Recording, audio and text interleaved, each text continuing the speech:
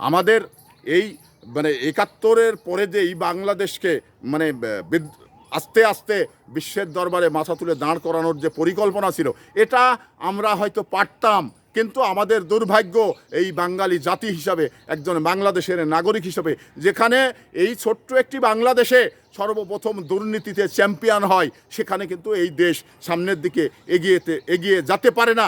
কারণ আপনারা জানেন, বিশ্বের উন্নত দেশগুলোতে মানে দুর্নীতির মানে মানে লেশ পর্যন্ত নেই, দুর্নীতির কোনো চিহ্ন পর্যন্ত নেই। কারণ তারা সবাই চিন্তা করে এই মাতৃভূমিকে কিভাবে সামনের দিকে নিয়ে যাব। কারণ এই মাতৃভূমি যদি মাথা তুলে বিশ্বের দরবারে দাঁড় করাতে পারে, তাহলে এটা আমার আপনার এই দেশের নাগরিক যারা, তাদের কিন্তু গর্ব। তো সেই গর্বের জায়গায় আমরা একটি সরকার ভোট দিয়ে সরকার করি, সেই সরকার যদি দুর্নীতি করে এই বাংলাদেশটাকে নিমজ্জিত করে, তাহলে কিন্তু জনগণের কোনো মানে উপায় থাকে না। জনগণ মানে দুর্নীতির বাইরে রয়েছেন, জনগণ কিন্তু দুর্নীতি করে না।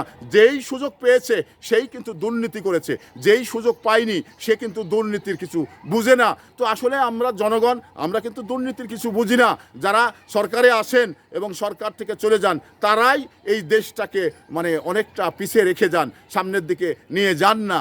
দুর্নীতি করে এই দেশের টাকাগুলো বিদেশে সব পাচার করেছেন।